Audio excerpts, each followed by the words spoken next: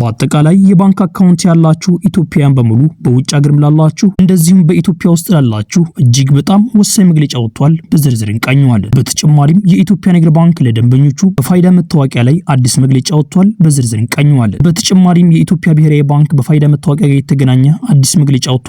በዝርዝር እንመለከተዋለን። እንደዚሁም በሰሞኑን ለየት ያለ እንቅስቃሴ እያደረገ የሚገኘው የኢትዮጵያ ምንዛሬ በሰሞኑን ለየት ያለ ጭማሪዎችን እያሳየ ይገኛል።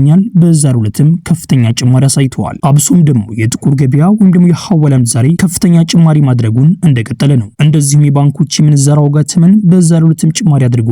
ምን ያህል ጭማሪ? በዚህ ቪዲዮአችን አንድ በአንድ አብረን እንመለከተዋለን። ሰላም ጤና ይስጥልን ክቡራትና ክቡራን አድማጭ ተመልካቾቻችን እንደምን አላችሁ? እንደምን ቆይታችኋል? በዛሬው ዕለት በጥቁር ገበያ ወይም ደግሞ በሐዋላ ምንዛሬ የ20 ሀገራቶችን የምንዛሬ ዋጋ ተመን እንደዚሁም በባንኮች ደረጃ ደግሞ የሶስት ባንኮች የምንዛሬ ዋጋ ተመን ከሶስት ባንኮች አሪፍ ምንዛሬ የምንዛሬ የሚገኘው ባንክ የትኛው ባንክ ነው የሚለው መረጃ በዚህ ቪዲዮአችን አንድ በአንድ አብረን እንቃኛለን። ቤተሰቦች ከባንኮች በሰሞኑን ለየት ያሉ መግለጫዎች እየወጡ ይገኛሉ። አብሶም ደግሞ ተሳስተው ገንዘብ ለሚልኩ እህትና ወንድሞቻችን አዲስ መግለጫ አዲስ መረጃ ወጥቷል። በዝርዝር እንመልከተው። በሰሞኑን በፌዴራል ጠቅላይ ፍርድ ቤት በወጣው መግለጫ አንድ ግለሰብ ከአካውንቱ እንደዚሁም በካሽም ወደ ሌላ ግለሰብ ተገዶ ገንዘብ የሚያስገባ ከሆነ ማለትም አስፈራርተውት እንደዚሁም ደግሞ ተጭበርብሮ እንደዚሁም አምታተው ወደ አካውንታቸው ገንዘብ እንዲገባ ካስደረጉት ግለሰቡ ገንዘቡ እንዲመለስለት ይግባኝ መጠየቅ እንደሚችልም ተናግረዋል። እንደዚሁም እንደተነገረውም ከሆነ ግለሰቡ ይግባኝ በሚጠይቅበት ሰዓት ማስረጃ እንደሚያስፈልገውም ተገልጸዋል። ነገር ግን አንድ ግለሰብ ለሚያስገባለት ግለሰብ ስሙን አካውንቱን ከጻፈ በኋላ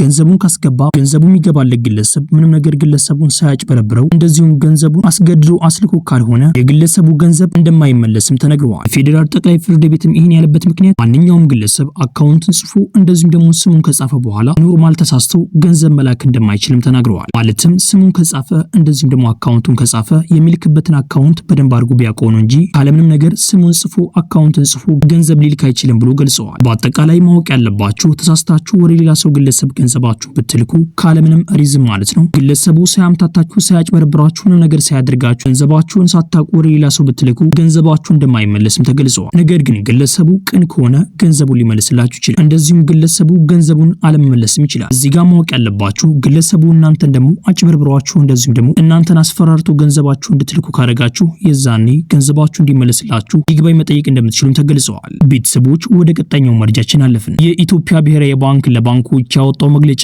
ሁሉም ባንኮች ደንበኞቻቸው አካውንታቸው ጋር የፋይዳ መታወቂያቸውን ኮኔክት ማድረግ እንዳለባቸው የኢትዮጵያ ብሔራዊ ባንክ ለባንኮች መግለጫ ወጣ። ማለትም የኢትዮጵያ ንግድ ባንክም እንደዚሁም ሁሉም ባንኮች እንዳለ የፋይዳ መታወቂያቸውን አካውንታቸው ጋር ኮኔክት እንድታደርጉ በሰሞኑን ለየት ያሉ መግለጫዎችን ያወጡ ይገኛል። እናም በአጠቃላይ አንዳንድ ግለሰቦችን በኮሜንት ላይ እየጠየቃችሁ የነበረ ይህንን ውሳኔ የኢትዮጵያ ብሔራዊ ባንክ እንጂ የኢትዮጵያ ንግድ ባንክ አይደለም ያመጣው። እናም ሁሉም ባንኮች ከዚህ በኋላ የፋይዳ መታወቂያቸውን ከአካውንታችሁ ጋር ኮኔክት እንድታደርጉ የተለያዩ መንገዶች እየተመቻቹ እንደሆነ ተገልጸዋል። ቤተሰቦች አሁን ደግሞ ወደ ኢትዮጵያ ንግድ ባንክ መረጃችን እናልፋለን። በሰሞኑን የኢትዮጵያ ንግድ ባንክ ባወጣው መግለጫ ብዙዎችን እያስጨነቀና ብዙዎችን ግራ እያጋባ ይገኛል። ማለትም በፋይዳ መታወቂያ ላይ ባወጣው መግለጫ ብሶም ደግሞ በውጭ ሀገራት የሚገኙ ኢትዮጵያውያን የፋይዳ መታወቂያ የሌላቸው እየተጨነቁ ይገኛል። እንደዚሁም የኢትዮጵያ ንግድ ባንክ ደንበኞች በአጠቃላይ ወደ 44 ሚሊዮን ገደማ እንደሆኑ ተገልጸዋል። ከነዚህ ከ44 ሚሊዮን ደንበኞቹ 3 ሚሊዮን ደንበኞቹ ብቻ ናቸው የፋይዳ መታወቂያቸውን አካውንታቸው ጋር ኮኔክት ማድረግ የቻሉት። ሌሎቹ ግለሰቦች እስካሁን ድረስ የፋይዳ መታወቂያቸውን የባንክ አካውንታቸው ጋር ኮኔክት እንዳላደረጉም ተገልጸዋል። እናም የኢትዮጵያ ንግድ ባንክ ይህን በማየት የጊዜ ገደቡን ማራዘሙ ገልጸዋል። እንደዚሁም በውጭ ሀገራት ለሚገኙ ኢትዮጵያውያን በሳዑዲ እንደዚሁም በዱባይ እንደዚሁም በአሜሪካ በተለያዩ ሀገራት ያሉ ኢትዮጵያውያን በሙሉ ለነሱም የተለያዩ መንገዶች እየተመቻቹ እንደሆነ ተነግረዋል። በቅርብም በውጭ ሀገራት ለሚገኙ ኢትዮጵያውያን አዲስ መግለጫ ይኖራል ተብሏል። እናም በአጠቃላይ እዚህ ጋር ስንመለከተው የኢትዮጵያ ንግድ ባንክ ደንበኞች በጣም ውስን ናቸው የኢትዮጵያ ንግድ ባንክ አካውንታቸው ጋር የፋይዳ መታወቂያቸውን ኮኔክት ያደረጉ። አንዳንድ ምሁራን እንደሚናገሩት ከሆነ ይሄ ደግሞ እንደሚያሳየው ከሆነ የኢትዮጵያ ንግድ ባንክ የጊዜ ገደቡን እጅግ በጣም በከፍተኛው ያራዝመዋልም ተብሏል። የጊዜ ገደቡ እስካሁን ድረስ ቀኑ አልተነገረም። እናም ቤተሰቦች በዚህ ጉዳይ ላይ በሰሞኑን ለየት ያሉ መግለጫዎች ይወጣሉ ተብሏል። እንደዚሁም ደግሞ ከተለያዩ ባንኮችም በሰሞኑን ለየት ያሉ መግለጫዎችን እንመለከታለን። እናም ቤተሰቦች አንዳንድ ግለሰቦች በዚህ ጉዳይ ላይ ጥያቄ ሆነባቸው ግለሰቦች አሉ። ለነሱ የተወሰነ መልስ ሰጣለን። እናም ቤተሰቦች አብዛኛውን ጊዜ እንደምናደርገው በኮሜንት ላይ የሚጠይቁ ጥያቄዎችን መልስ ሰጣለን። እናም በዛሬው ዕለት ምን ያህል ኮሜንቶች አሉ፣ ምን ያህል ኮሜንቶችን እንመልሳለን አንድ በአንድ በዚህ ቪዲዮአችን አብረን እንቃኘዋለን። እኔ የፋይዳ መታወቂያውን ሳልቀበል ወደ አረብ ሀገር ሄጃለሁ። እናም ቁጥሩ አለኝ እናም ማድረግ አለብኝ ብሎ ጠይቀዋል። ምን መሰላችሁ እህትና ወንድሞቻችን እዚህ ጋር ማወቅ ያለባችሁ የፋይዳ መታወቂያችሁ ኮፒውን ቢኖራችሁ ማለትም በፎቶም ቢኖራችሁ ይሰራል። ማለትም የተፈለገው ቁጥሩ እንጂ በእጃችሁ እንድትይዙት አይደለም። እናም ኮፒውን ቢኖራችሁ እንደሚሰራ ማወቅ አለባችሁ። እናም ቤተሰቦች ኮፒውን ደግሞ ማግኘት የምትችሉት እንዴት እንደሆነ ልንገራችሁ። አብሶም ደግሞ በውጭ ሀገር ያላችሁ ኢትዮጵያውያን ፋይዳ መታወቂያ ተመዝገባችሁ ከሆነ የሚላክላችሁ ኮድ አለ። ኮዱ ከጠፋችሁ የምታስልኩበት መንገድ በጣም ብዙ መንገዶች አሉ። ኮከብ 9779 መሰላል ብላችሁ ስትደውሉ ወዲያውኑ ቴክስት ይገባላችኋል። የሚገባላችሁ ኮድ የፋይዳ መታወቂያችሁን ኮፒ የምታገኙበትን ቦታ የሚጠቁማችሁ መንገድ ማለትም ያንን ኮድ በመያዝ ቴሌብር ላይ የፋይዳ መታወቂያችሁን ኮፒውን ማግኘት ትችላላችሁ። እሱን ዩቲዩብ ላይ ሰርች ብታደርጉት ታገኙታላችሁ። ጊዜ ላለመፍጀት ነው። እናም ቤተሰቦች ያንን ኮድ ካገኛችሁ በኋላ እንደዚሁም የፋይዳ መታወቂያ ወጣችሁበት ስልክ ቁጥር ቤተሰባችሁ ጋር ከሆነ ቤተሰባችሁ ጋር ቴሌብሩን አስከፍተው እንደዚሁም ደግሞ የፋይዳ መታወቂያውንም እንደዚሁም ኮኔክት እንዲያደርጉላችሁ እነሱ ራሳቸው እንዲጨርሱላችሁ ማድረግ ትችላላችሁ። ስልክ ቁጥሩ እነሱ ጋር ካለ በጣም አሪፍ አጋጣሚ ስለሆነ እናም ቤተሰቦች የፋይዳ መታወቂያ ለማውጣት ፕሮሰሱን ጀምራችሁ ሊሄዳችሁ ኢትዮጵያውያን ለእናንተ በጣም አሪፍ አጋጣሚ ነው ብዬ አስባለሁ። እናም ቤተሰቦች ሌሎቻችሁም ጥያቄዎቻችሁን በኮሜንት ላይ ጻፉልኝ። ቤተሰቦች አዳዲስ መግለጫዎች አዳዲስ መረጃዎች ሲኖሩ በዚሁ ቻናላችን ለእናንተ እናሳውቃችኋለን። ቤተሰቦች ይሄ ቪዲዮ ሌላ ኢትዮጵያ ወገኖቻችን ይጠቅማል ብላችሁ ካሰባችሁ ይሄን ቪዲዮ ሼር አድርጉላቸው። እንደዚሁም ደግሞ ቪዲዮውን ላይክ በማድረግ ሌላ ኢትዮጵያ ወገኖቻችን ጋር ተደራሽ ማድረግ ትችላላችሁ። ቻናላችን ደግሞ ሰብስክራይብ በማድረግ ቀጣይ የምለቃችሁ ቪዲዮዎች በፍጥነት እንደርሳችሁ ማድረግ ትችላላችሁ። ያላችሁ ደግሞ አስተያየት በኮሜንት ላይ ጻፉልኝ። ጥያቄም ካላችሁ በኮሜንት ላይ አሳውቁኝ። የምናውቀው ከሆነ እንመልስላችኋለን። ቤተሰቦች ቪዲዮውን ላይክ ያደርጋችሁ እስከ ቪዲዮ መጨረሻ አብራችሁን ቆዩ። በቅድሚያም የምናገኘው አንድ አሜሪካን ዶላር በአሁኑ ሰዓት ላይ በጥቁር ገበያ ሐዋላ ምንዛሬም እየተመነዘረበት ያለው ዋጋም 188 ብር ከ80 ሳንቲም እየተመነዘረ ሲሆን 100 የአሜሪካን ዶላሮች ደግሞ 18880 ብር በኢትዮጵያ በጥቁር ገበያ ሐዋላ ምንዛሬም በ02 ሲመዘ ይውላል። በቀጣይ የምናገኘው አንድ ዩሮ በአሁኑ ሰዓት ላይ በጥቁር ገበያ ሐዋላ ምንዛሬም እየተመነዘረበት ያለው ዋጋም 219 ብር ከ71 ሳንቲም እየተመነዘረ ሲሆን 100 ዩሮዎች ደግሞ 21971 ብር በኢትዮጵያ በጥቁር ገበያ ሐዋላ ምንዛሬም በ02 ሲመዘ ይውላል። በቀጣይ የምናገኘው አንድ ስዊስ ፍራንክ በአሁኑ ሰዓት ላይ በጥቁር ገበያ ሐዋላ ምንዛሬም እየተመነዘረበት ያለው ዋጋም 235 ብር ከ64 ሳንቲም እየተመነዘረ ሲሆን 100 ስዊስ ፍራንኮች ደግሞ 23564 ብር በኢትዮጵያ በጥቁር ገበያ ሐዋላ ምንዛሬም በ02 ሲመዘ ይውላል። በቀጣይ የምናገኘው አንድ ካናዳ ዶላር በአሁኑ ሰዓት ላይ በጥቁር ገበያ ሐዋላ ምንዛሬም እየተመነዘረበት ያለው ዋጋም 135 ብር ከ67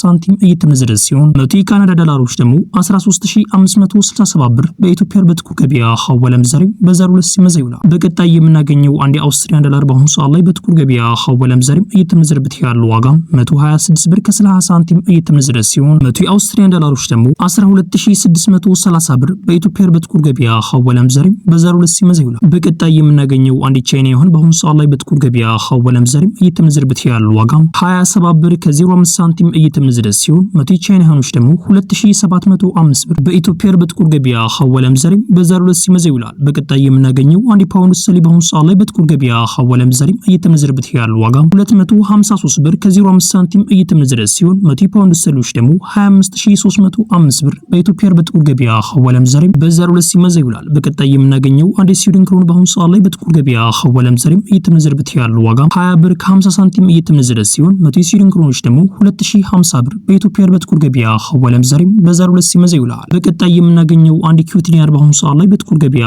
ሐዋላ ምንዛሬም እየተመነዘረበት ያለው ዋጋም 615 ብር ከ29 ሳንቲም እየተመነዘረ ሲሆን 100 የኪዩት ዲናሮች ደግሞ 61529 ብር በኢትዮጵያ በጥቁር ገበያ ሐዋላ ምንዛሬም በ02 ሲመዘ ይውላል። በቀጣይ የምናገኘው አንድ ዱባይ ድርሃም በአሁኑ ሰዓት ላይ በጥቁር ገበያ ሐዋላ ምንዛሬም እየተመነዘረበት ያለው ዋጋም 51 ብር ከ39 ሳንቲም እየተመነዘረ ሲሆን 100 የዱባይ ድርሃሞች ደግሞ 5139 ብር በኢትዮጵያ በጥቁር ገበያ ሐዋላ ምንዛሬም በ02 ሲመዘ ይውላል። በቀጣይ የምናገኘው አንድ ሳዑዲ ሪያል በአሁኑ ሰዓት ላይ በጥቁር ገበያ ሐዋላ ምንዛሬም እየተመነዘረበት ያለው ዋጋም 50 ብር ከ33 ሳንቲም እየተመነዘረ ሲሆን 100 ሳዑዲ ሪያሎች ደግሞ 5033 ብር በኢትዮጵያ በጥቁር ገበያ ሐዋላ ምንዛሬም በ02 ሲመዘ ይውላል። በቀጣይ የምናገኘው አንድ ኦማን ሪያል በአሁኑ ሰዓት ላይ በጥቁር ገበያ ሐዋላ ምንዛሬም እየተመነዘረበት ያለው ዋጋም 490 ብር ከ95 ሳንቲም እየተመነዘረ ሲሆን 100 ኦማን ሪያሎች ደግሞ 49095 ብር በኢትዮጵያ በጥቁር ገበያ ሐዋላ ምንዛሬም በ02 ሲመዘ ይውላል። በቀጣይ የምናገኘው አንድ ጆርዳን ዲናር በአሁኑ ሰዓት ላይ በጥቁር ገበያ ሐዋላ ምንዛሬም እየተመነዘረበት ያለው ዋጋም 266 ብር ከ13 ሳንቲም እየተመነዘረ ሲሆን 100 ጆርዳን ዲናሮች ደግሞ 26613 ብር በኢትዮጵያ በጥቁር ገበያ ሐዋላ ምንዛሬም በ02 ሲመዘ ይውላል። በቀጣይ የምናገኘው አንድ ባህሪን ዲናር በአሁኑ ሰዓት ላይ በጥቁር ገበያ ሐዋላ ምንዛሬም እየተመነዘረበት ያለው ዋጋም 500 ብር ከ52 ሳንቲም እየተመነዘረ ሲሆን 100 ባህሪን ዲናሮች ደግሞ 50052 ብር በኢትዮጵያ በጥቁር ገበያ ሐዋላ ምንዛሬም በ02 ሲመዘ ይውላል። በቀጣይ የምናገኘው አንድ እስራኤል ሽቅል በአሁኑ ሰዓት ላይ በጥቁር ገበያ ሐዋላ ምንዛሬም እየተመነዘረበት ያለው ዋጋም 59 ብር ከ92 ሳንቲም እየተመነዘረ ሲሆን 100 እስራኤል ሽቅሎች ደግሞ 5992 ብር በኢትዮጵያ በጥቁር ገበያ ሐዋላ ምንዛሬም በ02 ሲመዘ ይውላል። ቤተሰቦች እስካሁን ድረስ ተመለከትነው የጥቁር ገበያ ወይም ደግሞ የሐዋላ ምንዛሬ ነው። አሁን ደግሞ የባንኮችን ምንዛራው ጋር ተመን አብረን እንቃኛለን። አብራችሁን በቅድሚያም የምንመለከተው የኢትዮጵያ ንግድ ባንክ የሚዘራው ጋር ስም ነው። የኢትዮጵያ ንግድ ባንክ አንድ የአሜሪካን ዶላር እየገዛበት ያለው ዋጋ 151 ብር ከ60 ሳንቲም እየገዛ ሲሆን እየሸጠበት ያለው ዋጋ ደግሞ 154 ብር ከ64 ሳንቲም እነሱ ይሸጣሉ። የኢትዮጵያ ንግድ ባንክ አንድ ፓውንድ ስተርሊንግ እየገዛበት ያለው ዋጋ 198 ብር ከ38 ሳንቲም እየገዛ ሲሆን እየሸጠበት ያለው ዋጋ ደግሞ 202 ብር ከ35 ሳንቲም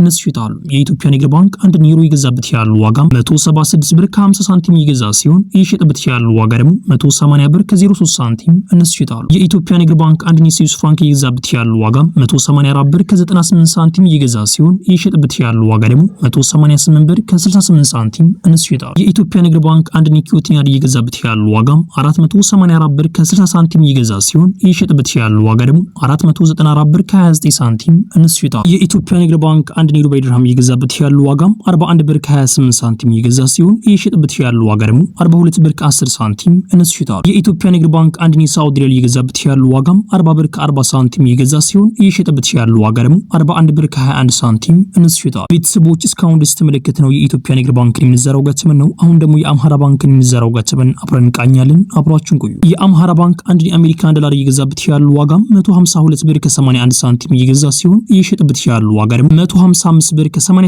ሳንቲም እነሱ ይሸጣሉ። የአምሃራ ባንክ አንድ ፓውንድ ስተርሊንግ በአሁኑ ሰዓት ላይ የገዛበት ያለው ዋጋ 205 ብር ከ52 ሳንቲም እየገዛ ሲሆን እየሸጠበት ያለው ዋጋ ደግሞ 209 ብር ከ63 ሳንቲም እነሱ ይሸጣሉ። የአምሃራ ባንክ አንድ ዩሮ የገዛበት ያለው ዋጋ 178 ብር ከ44 ሳንቲም እየገዛ ሲሆን እየሸጠበት ያለው ዋጋ ደግሞ 182 ብር ከ01 ሳንቲም እነሱ ይሸጣሉ። የአምሃራ ባንክ አንድ የሳውዲ ሪያል የገዛበት ያለው ዋጋ 40 ብር ከ75 ሳንቲም እየገዛ ሲሆን እየሸጠበት ያለው ዋጋ ደግሞ 41 ብር ከ56 ሳንቲም እነሱ ይሸጣሉ። የአምሃራ ባንክ አንድ ዩሮ በድርሃም የገዛበት ያለው ዋጋ 41 ብር ከ60 ሳንቲም እየገዛ ሲሆን እየሸጠበት ያለው ዋጋ ደግሞ 42 ብር ከ44 ሳንቲም እነሱ ይሸጣሉ። ቤተሰቦች እስካሁን ደስ ተመለከተነው የአምሃራ ባንክን የምንዘራው ገጽምን ነው። አሁን ደግሞ የአዋሽ ባንክን የምንዘራው ገጽምን አብረን እንቃኛለን። አብራችሁን ቆዩ። የአዋሽ ባንክ አንድ የአሜሪካን ዶላር በአሁኑ ሰዓት ላይ የገዛበት ያለው ዋጋ 151 ብር ከ87 ሳንቲም እየገዛ ሲሆን እየሸጠበት ያለው ዋጋ ደግሞ 154 ብር ከ91 ሳንቲም እነሱ ይሸጣሉ። የአዋሽ ባንክ አንድ ዩሮ የገዛበት ያለው ዋጋ 179 ብር ከ97 ሳንቲም እየገዛ ሲሆን እየሸጠበት ያለው ዋጋ ደግሞ 183 ብር ከ57 ሳንቲም እነሱ ይሸጣሉ።